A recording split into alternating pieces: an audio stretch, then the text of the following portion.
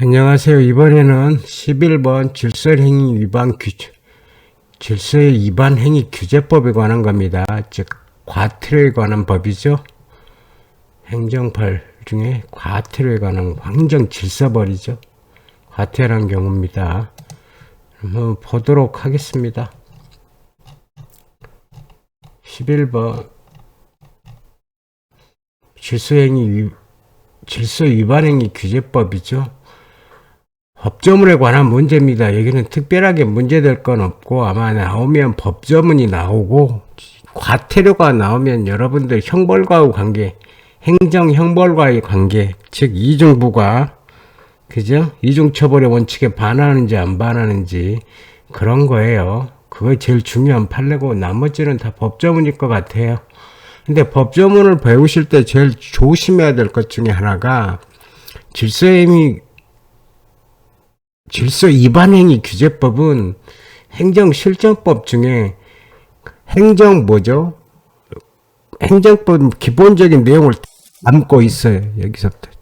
즉 무슨 얘기냐면 처분의 부과부터 처분의 집행까지 또 권리구제까지 다 담고 있어요. 그러니까 어떻게 보면 완벽한 시스템에 관한 문제, 과태료 부과 징수 권리구제에 관한 아주 시스템에 관한 법률이에요. 그러니까 잘 정리를 하셔야 돼요. 왜냐면 조문으로 내기 딱 좋잖아요. 다 들어있어요. 다. 이해되실 거예요. 근데 이게 좀 논리적으로 이렇게 역사적으로 말씀드리면 아이러니해요. 아이러니. 왜 그러냐면 여러분들은 형벌은 뭐가 적용하고 있어요? 옛날에 1900년도 초에 할 때만 해도 형벌은 죄형 법정주의가 적용돼 있잖아요. 그죠? 그게 제일 기본이에요. 시작은. 그러니까 법률에 규정돼 있지 않으면 뭐도 하지 못해요. 그런데 행정벌, 과태료 같은 건 어떤 개념을 갖고 있냐면 질서 위반 행위로부터 즉 죄형 법정주의로 벗어난 걸 원했다고요. 그러니까 행정청이 어떻게 돼요? 신속하게 집행하고 부과하고 할 수 있는 시스템을 갖길 원했다고요. 그러니까 죄형 법정주의로부터 벗어났어야 돼. 즉 무슨 얘기냐면 어떤 죄가 되고 어떤 형벌을 과할지는 어떻게 집행할지는 전부 법률에 있어야 되잖아요. 그러니까 그 영역을 과태료는 쉽게 해서 의회의 영역이잖아요. 과태료는 그걸 행정명령의 영역으로 옮겨놓은 거예요. 이해되시겠어요? 그러니까 어떻게 돼? 죄형 법정주의가 적용도 안 돼요. 그리고 또 고의과실이 없어도 된다고. 죄업벌은 고의과실은 문제잖아요. 근데 과태료의 문제는 행정명령의 영역에서 행정청이 부과하고 집행하고 그러고 싶어 했어요. 그거의 권한주의 국가에는. 그러니까 죄형 법정주의 적용이 안 되고 고의과실 그런 시스템이었어요. 그래서 과태료죠. 과실로 의무를 태만한 자에 대한 벌금이란 말이에요. 요금이란 말이에요. 그런 시스템을 두고 왔어요. 근데 여러분 알다시피 실제적 기능이 행정 영역에서는 과태료나 행정 벌금이나 뭐 큰 차이가 있어요. 없죠. 똑같이 금전적 지급을 한다는 의무 자체에서 차이가 없으니까 또 과태료 액수가 벌금보다 많아지는 경우도 있단 말이에요. 그러니까 이제 과태료 영역에 뭐가 들어와요? 죄형 법정주의가 들어오는 거예요.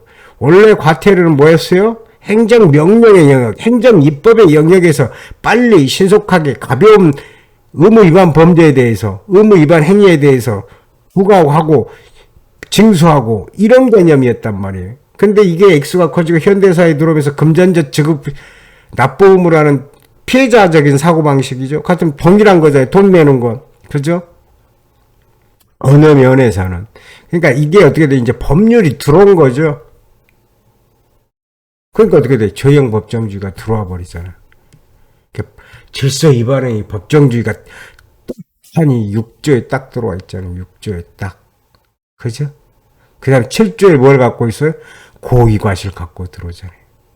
그러니까 이래야 이해하기 쉬워요. 원래 과태료에 우리가 과거에 있는 과태료, 질서 행위 위반자에 대한 기본적인 개념은 법률의 영역이 아니라 어디 영역으로? 행정명령의 영역으로 해서 빨리 신속한 집행과 부과를 목적으로 했단 말이에요. 행정목적 달성을 위해서. 근데 이제 그게 제형 법정주의, 절차주의 들어오면서 어떻게 돼요? 이게 이제 법정주의가 쭉 여기 행정 질서벌이도 들어오기 시작한 거죠. 그러니까 이제 이런 법률을 만들기 시작한 거죠. 그래서 이제 남아있는 영역은 뭐다? 행정형벌과 행정질서벌이 동시에 부과될 수 있는 건지 있다는 거죠.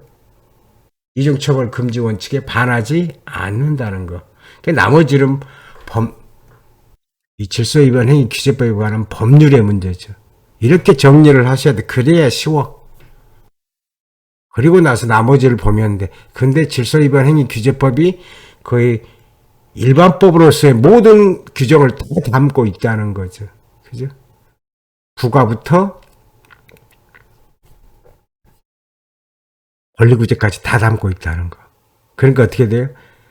욕심이 생기죠. 출제의 욕심. 그러니까 법조문도 좀 많아요. 그쵸? 57조까지 있잖아요. 그죠? 잘 정리해 두시기 바랍니다. 방법은 없어요. 법조문을 어떻게 하면 잘하나? 자주 보는 수밖에 없어요. 자주 봐서 눈에 익혀야지. 이걸 또 외우려고 하면, 제 경험으로도 힘든 것 같아요. 근데, 외우려고는 한 번씩은 해야 돼.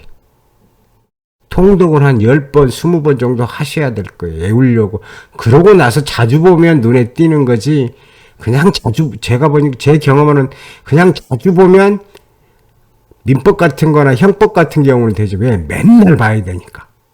그런 경우는 되는데, 행정질서법 맨날 안 볼걸요? 매일 안 보잖아요. 그러니까 매일 보시면 상관없는데, 그거 아니면, 한 번은 외워보려고 노력하셔야 돼. 그리고 실패하시고, 그걸 기반으로 해서 쌓여 자주 보는 게 쌓여야 되지 않을까. 누독이죠, 누독. 그죠? 그래야 될 것 같아요. 제 개인적인 생각. 간단히 보도록 하겠습니다. 제가 설명할 건 없습니다. 1번 규제법 이제 설명이고, 과태료 부과에는 일반법 규제법이죠. 그죠? 그래서 제가 써놓은 거예요. 기억하시라고. 다 들어있다.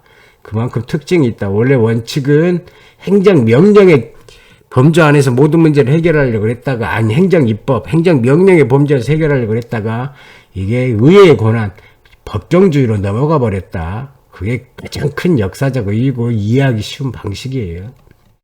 기억 보시죠. 뭐 맞는 내용이니까. 그렇잖아요. 과태료 부과하고자 할 때 미리 당사자 예상을 통지하고 의견 제출 기회를 줘야 된다는 거죠. 의견 제출 기회를 어디서 들어보셨어요? 의무를 과하거나, 그죠? 권익을 뺏는 경우죠. 불이익 처분할 때 행정처분에 배웠죠. 그죠? 근데 과태료 부과 행위는 처분이 아니에요. 그죠? 처분이 아니죠. 우리 대법원 판례는 원래는 금전 부과 의무잖아요. 처분이죠. 이론적으로는. 근데 우리 대법원 판례는 어떻게 돼? 과태료 부과 여부는 어떻게 돼? 다른 권리구제 수단이 있기 때문에 뭘로 봐요?